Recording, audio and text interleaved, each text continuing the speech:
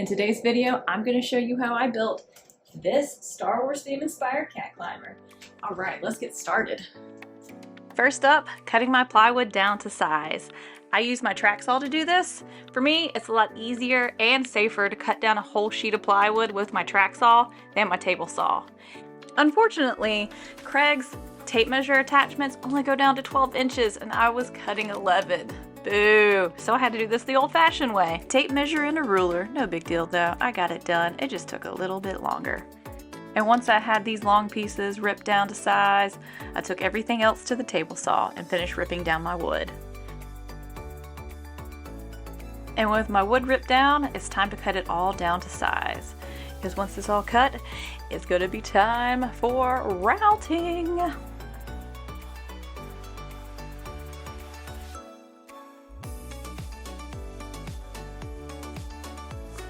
And now it's time for routing, aka dados. And I did this over pocket holes to add strength to my build because I was worried if I used pocket holes, somehow over time the cats would tear it apart. And I made my dados using a 3/4 inch straight router bit and this quick and easy jig I made out of scrap wood. If you're interested in seeing how I made it, check out my shorts because there's a video there that shows you just exactly how I made this bad boy.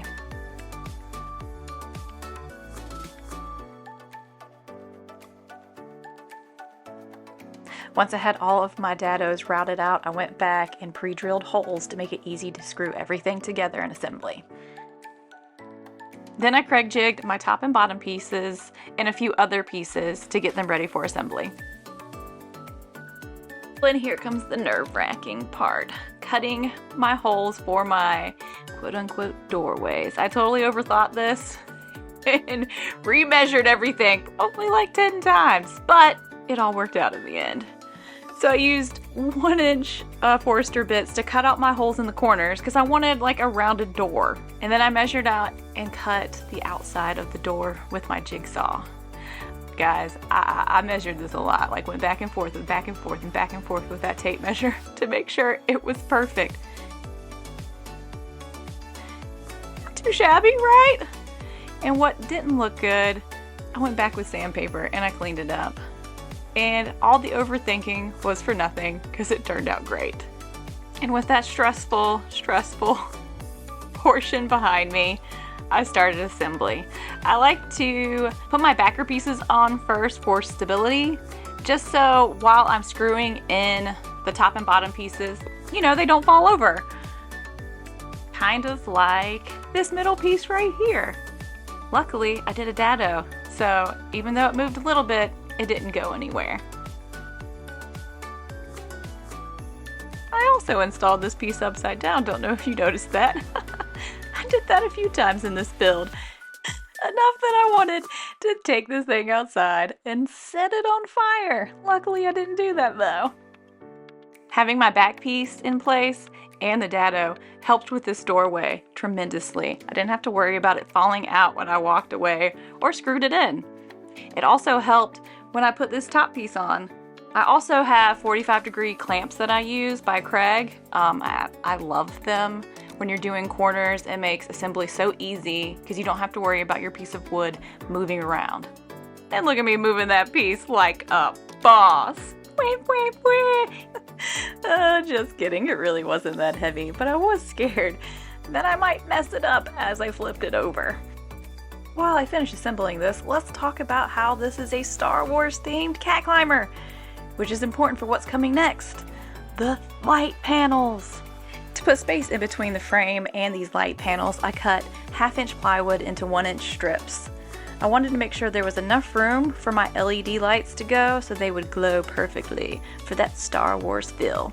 I wrote the length as I cut on each piece of wood to line everything up. Each section had different measurements, and so I didn't want to have to guess where each piece of wood went on the frame.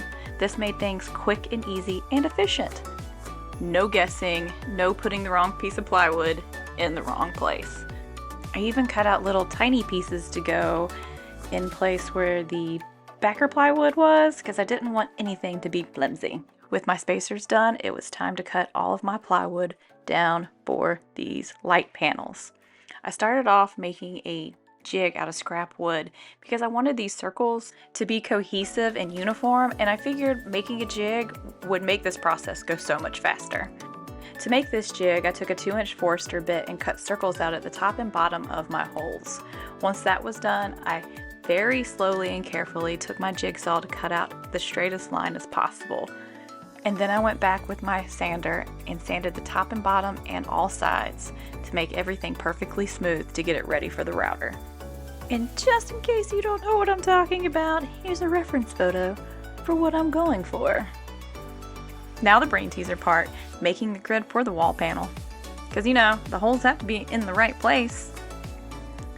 So I marked everything off, and as I went, I squiggled out where the holes would be so you could see. I didn't want to accidentally cut in a place that didn't need to be cut. Because knowing me, I would totally do that. With my grid made, I clamped all 3 panels together so that I could do everything at the same time. I really wanted uniformity and to make it easy. I started off drilling out my holes and used a Ryobi hole saw, and I will say, not my favorite hole saw to use.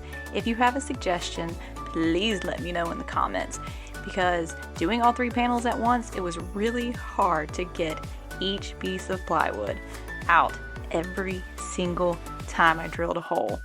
It was so tedious and my hands were killing me by the end of this, so please help me. Tell me what to use next time I do this.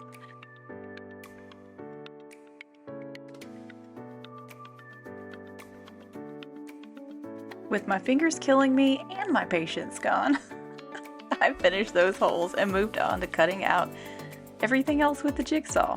Now I want to note that I drilled my holes and cut everything with the jigsaw inside my lines because I'm going to come back with that jig that I made and my router and clean everything up. Bam! And here's the jig at work. Oh, I love it so much. It cleaned up those holes perfectly and made everything so uniform. Look at it go! Except for this little hole. This little guy hated me on this project. I had to remake that jig 3 times because the router kept going off course. I'm sure it's because I used a 1/4-inch piece of plywood instead of something thicker to make a jig, and I realized after the project was done maybe I should have used, 1/2 inch or 3/4 inch. But hindsight and all of that, and in the end it ended up working. Yes, I had to use a decent amount of wood filler in spots, but it's okay. Once it was painted, you couldn't even see the mistakes, and I love the way that it turned out.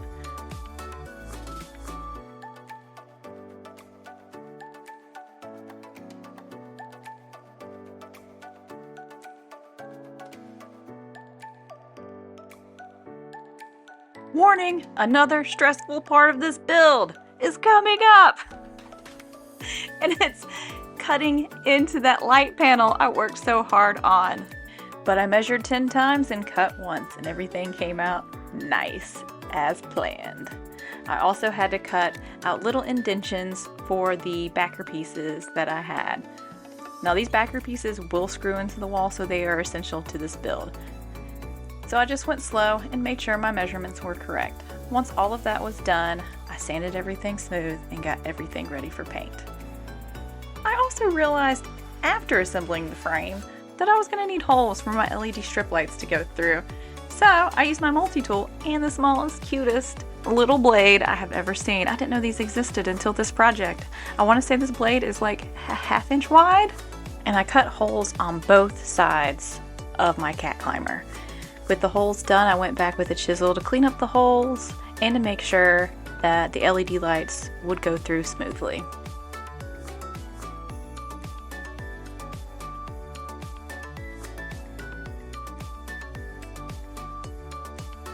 I added a door at the very top of the cat climber so that they could utilize the whole entire piece. I meant to do this before I assembled everything and totally forgot, and I really wish I would have remembered, because doing it this way I had a decent amount of tear out on the top. But I did not like it all. But you know what, in the end it was alright because it was the very top and you'll never see it. I also sanded the crap out of it so that when it was painted, you definitely wouldn't be able to see it.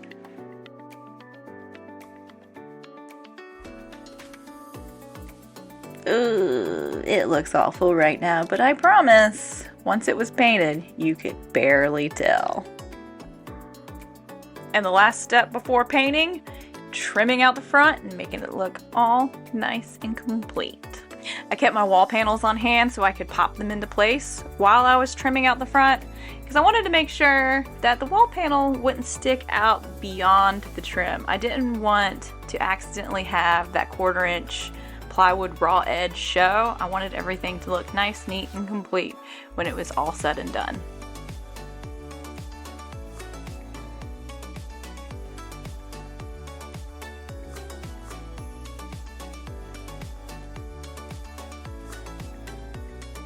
And now it's time for paint!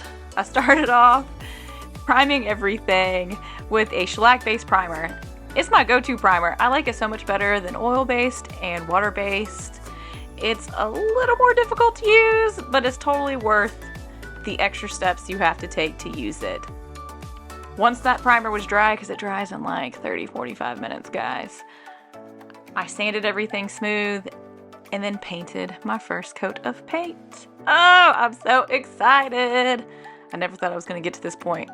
I thought I was going to set this thing on fire like 6 times. I'm not going to lie. With the base coat painted, I dry brushed a darker gray and a silver on the wall panels, on the whole entire piece actually, because I wanted it to match the wallpaper that I had picked out. And when I ordered it, it ended up being a lot darker than what I expected. Also, you know, this is supposed to be made out of metal in Star Warsy, so how could it not be a little distressed? To diffuse the light on the wall panels, I found this roll of tracing paper on Amazon that I used. I spray glued the back of the panels, carefully rolled the tracing paper out, making sure that it didn't wrinkle or crease, and then cut everything down to size. And now it's time for installation, the best part. Before I installed the cat climber though, I did put up this really fun Star Wars themed wallpaper because it has to have a backdrop, right? Next up were the LED lights. On top of the holes that I made before I painted, I had to put in a couple extra holes at the bottom. Because the outlet is underneath this cat climber, I had to install the lights from the base up. I went really slow with this process.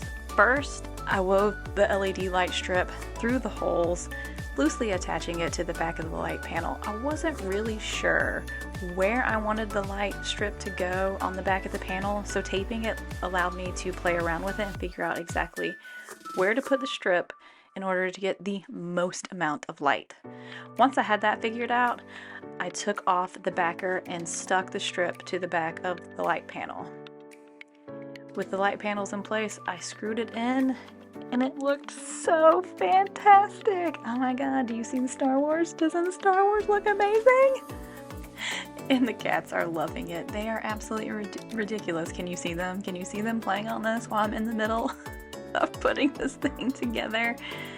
Well, if you have a cat, you know exactly how they are. It's like them laying on your laptop when you're trying to get work done. They have to be everywhere you are and in the middle of what you're trying to do so that you can't get it done. They are ridiculous.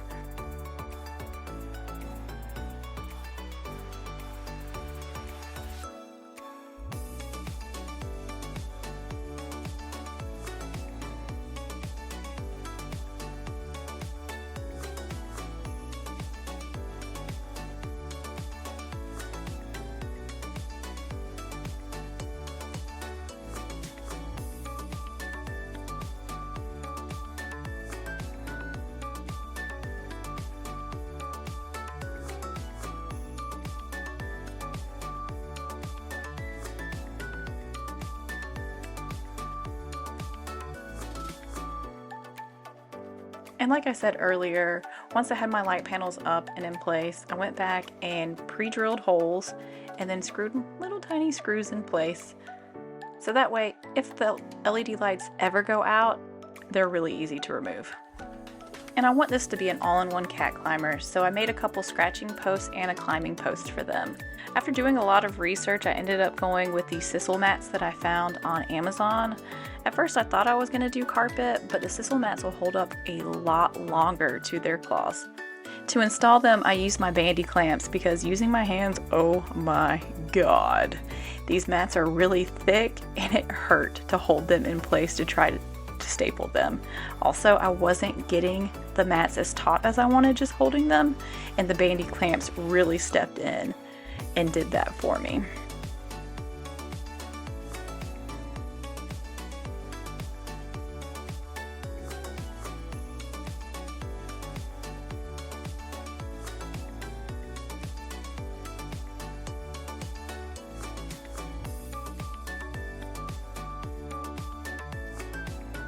I installed all these using 1 1/4 inch screws.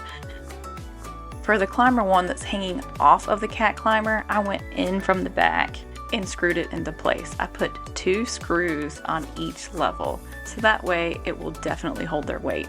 And to make the floor more tactile, I used these foam exercise mats and cut them down to size.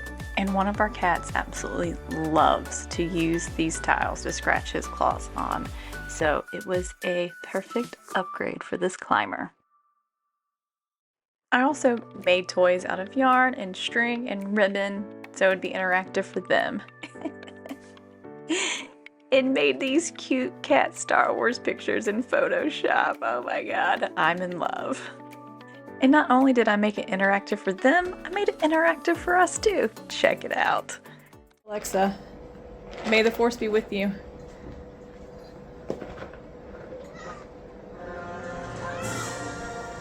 Power of the dark side.